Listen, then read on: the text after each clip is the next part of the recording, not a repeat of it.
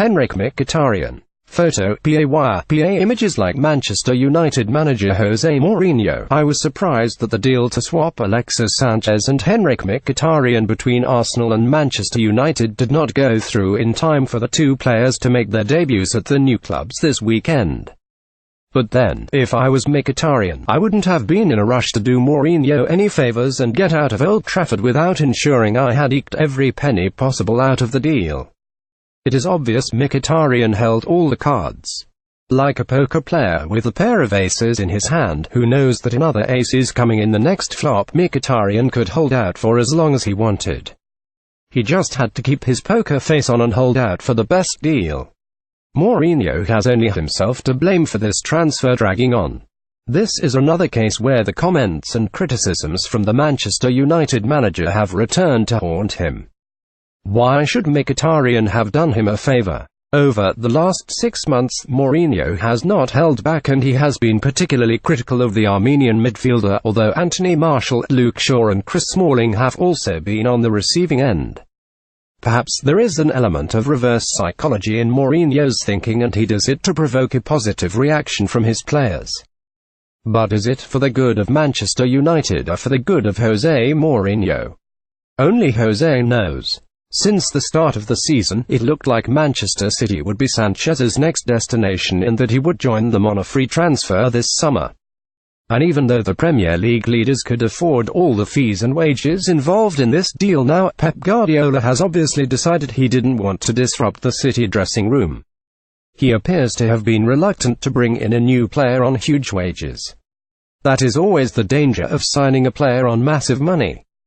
Plus, January has a habit of springing deals which are in the player's favour because, like Sanchez, they are coming to the end of their contract. Or perhaps like Mkhitaryan, they had not anticipated being forced to move at this time of the year. Manchester United will pay way over the odds for Sanchez, but they're paying for a quality footballer who can hopefully rediscover the form and commitment he showed in his early days at Arsenal when he looked phenomenal. His body language over the last year at the Emirates has been appalling at times. He certainly was not comfortable in the environment at Arsenal, whether that was because of the manager, his teammates, or the club, but he didn't need to show it so publicly. Sanchez might have been frustrated and unhappy with the direction Arsenal have taken and their inability to compete for the top honours and titles, but he doesn't have to let the whole world know. Throwing his arms around and shouting at his teammates has not impressed me because I know these things could and should be sorted out and said in the privacy of the dressing room. But the Chilean has genuine quality and is certain to hit the ground running at Old Trafford. It would not surprise me if he goes on a brilliant early run and scores 3 in 3 and adds a few assists. The problem is when the going gets tough and Manchester becomes a difficult place to play and live, will he go hiding again? I think so. The loss of Sanchez to the long-time Premier League rivals Manchester United is another blow for Arsenal and Arsene Wenger and comes in the week Theo Walcott moved to Everton in a £20 million deal. It is a brave move by Walcott, but it is the right decision at this stage of his career. He has been at Arsenal for a long time, possibly too long, and he probably needs a manager like Sam Allardyce in his life right now. Arsenal are in a whole world of pain with players' contracts and they still risk losing another 4 or 5 on free transfers, which is not good business. They have really messed up.